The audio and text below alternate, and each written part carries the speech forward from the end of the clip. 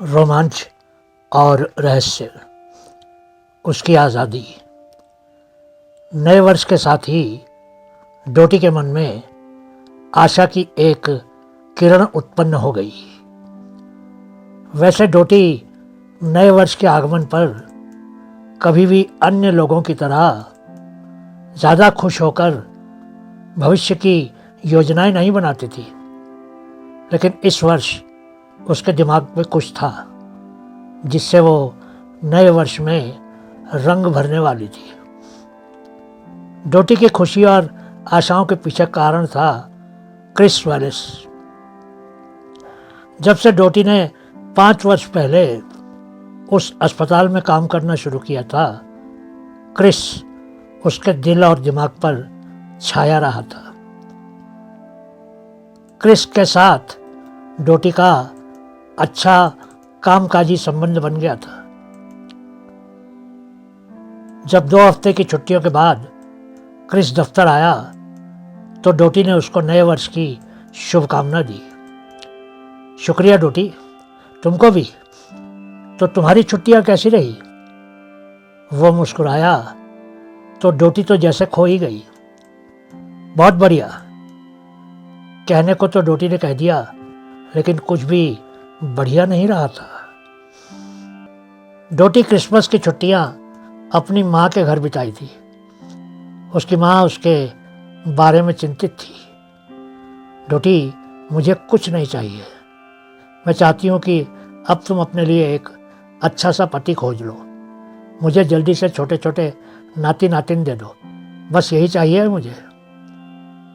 डोटी की माँ हर वर्ष ही जिद करती थी कि डोटी छुट्टियां बिताने माँ के घर आए और अपने बचपन के कमरे में ही रहे।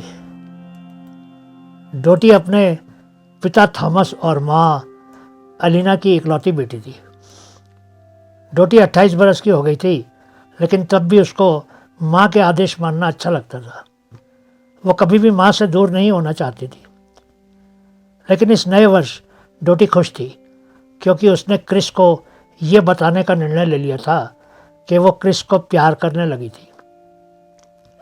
वो अपनी माँ को क्रिस के बारे में बता रही थी। डोटी की माँ इस बात से खुश नहीं थी कि इतनी बड़ी यूनिवर्सिटी में पढ़ने के बाद वो एक मामूली सी नौकरी कर रही थी। वो चाहती थी कि डोटी अस्पताल के दफ्तर में काम न करके किसी बड़ी कंपनी में काम करे।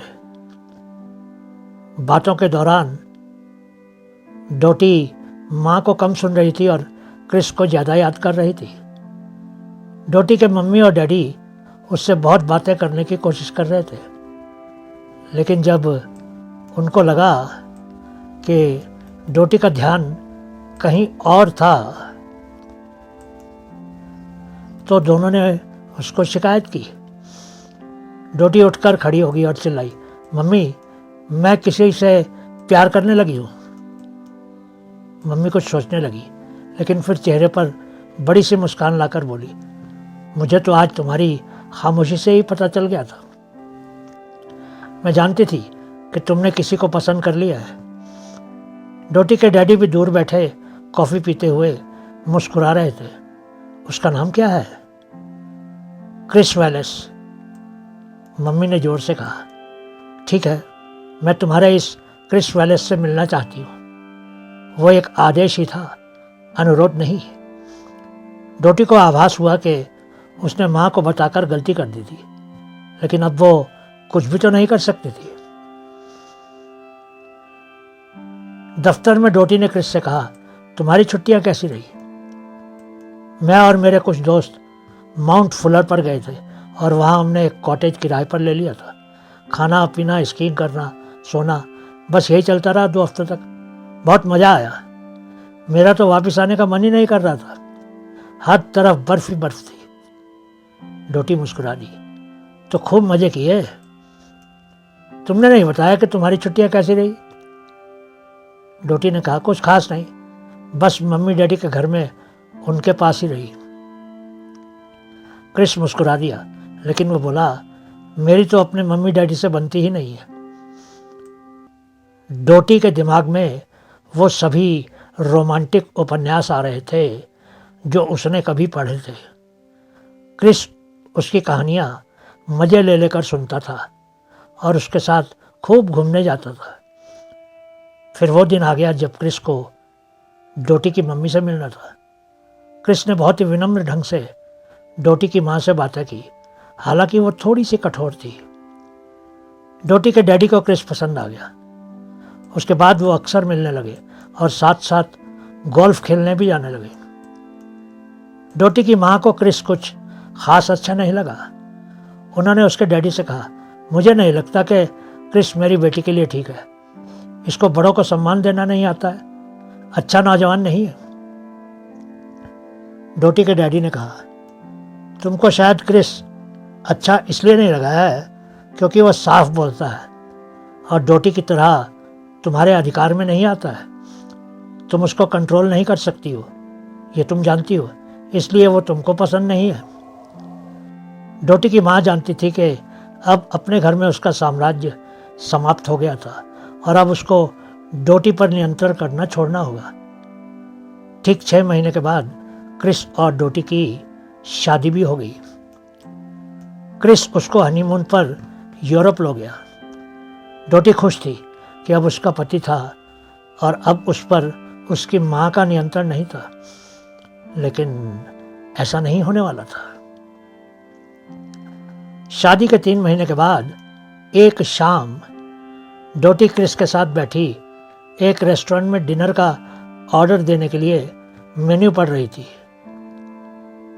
पर जैसे ही वेटर आया, क्रिस ने कहा, हम लोग सामन मछली, हरा सलाद और वाइन लेंगे, बस इतना ही।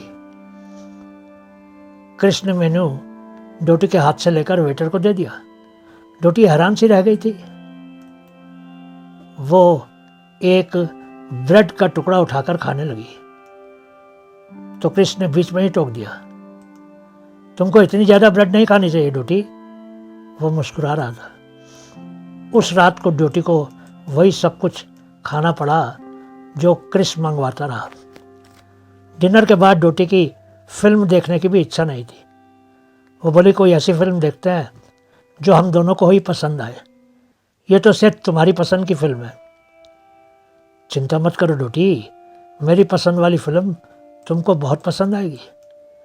बस यही बात डोटी को अच्छी नहीं लगी क्योंकि माँ का नियंत्रण तो खत्म हो गया था, लेकिन अब उसका पति उसको नियंत्रित कर रहा था। घर में एक दिन वो डोटी के लिए लाल ड्रेस लेकर आया, लेकिन डोटी को वो रंग पसंद नहीं था। पर क्रिस की जिद के आगे उसकी एक नहीं चली। वो जब चाहे डोटी पर अपना अधिकार जमाता था। फिर एक दिन क्रिस ने डोटी को आदेश दिया कि उसको नौकरी छोड़कर घर को संभालना चाहिए, लेकिन डोटी काम करना चाहती थी। वो अपने बच्चे पैदा कर अपना परिवार शुरू करना चाहती थी, लेकिन क्रिस की ऐसी कोई योजना नहीं थी। कुछ महीनों के बाद डोटी गर्भवती भी हो गई। क्रिस ने सभी प्रबंध कर दिए, नर्सरी का कमरा, बच्चों के खिलौने इत्यादि इत्यादि। उसने डोटी को बच्चों के नाम की एक सूची भी दे दी। क्रिस ने ही डॉक्टर और अस्पताल को चुना। क्रिस डोटी के खाने पीने पर भी पूरा नियंत्रण रखने लगा। उसको क्या खाना चाहिए था उसका पूरा ख्याल रखता था। तुम अब गर्भवती हो, इसलिए संतुलित खाना खाना होगा ताकि तुम्हारा वजन ज़्यादा ना बढ़ जाए। डोटी को यह देखकर खुशी तो बहुत होती थी कि क्रिस उसका कितना ख्याल रखता था और हर समय अपने प्यार में उसको डुबाए रखता था। डोटी भी अब वही सब कुछ करने लगी जिससे क्रिस खुश होता था। नया वर्ष कुछ ही दूर था। 15 महीने से डोटी यही सोचती आई कि उसका जीवन बेहतर हो जाएगा, लेकिन ऐसा कुछ हुआ नहीं था। उसको आखिर आभास हुआ कि क्रिस से शादी करना एक गलती थी, क्योंकि क्रिस ने अब उसकी माँ की जगह ले ली थी और उस पर पूरा अधिकार जमाने लगा था। लेकिन वो जानती थी कि वो उस जीवन से एक बार फिर से भाग सकती थी और दूर जा सकती थी।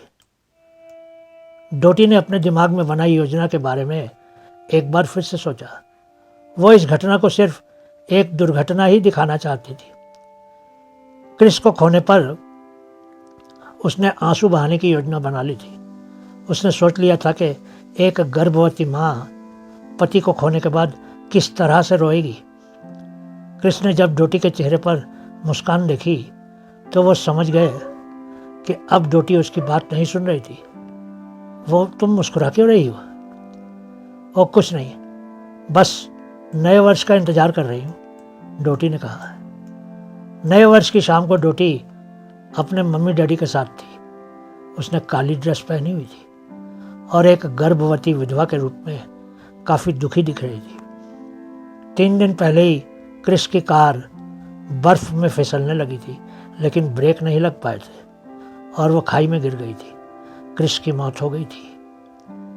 जब क्रिस की मौत की सूचना पुलिस ने डोटी को दी, उस समय वो उन यंत्रों को घर के पीछे के बगीचे में मिट्टी में दफना रही थी जिन यंत्रों से उसने क्रिस की गाड़ी के ब्रेक फेल किए थे। जब सब बैठकर नए वर्ष की पूर्व संध्या का डिनर खा रहे थे तो डोटी ने योजना अनुसार जोर जोर से रोना शुरू कर दिया। काश आज क्रिस भी हमारे साथ होता। अगले साल तो मेरा बच्चा मेरे साथ होता, लेकिन क्रिस नहीं होगा। इंसान कब बदल जाता है कोई नहीं जानता, और बड़े से बड़ा वैज्ञानिक या मनोचिकित्सक ये नहीं कह सकता है कि इंसान के दिमाग में क्या चल रहा होता है। बहुत बहुत शुक्रिया।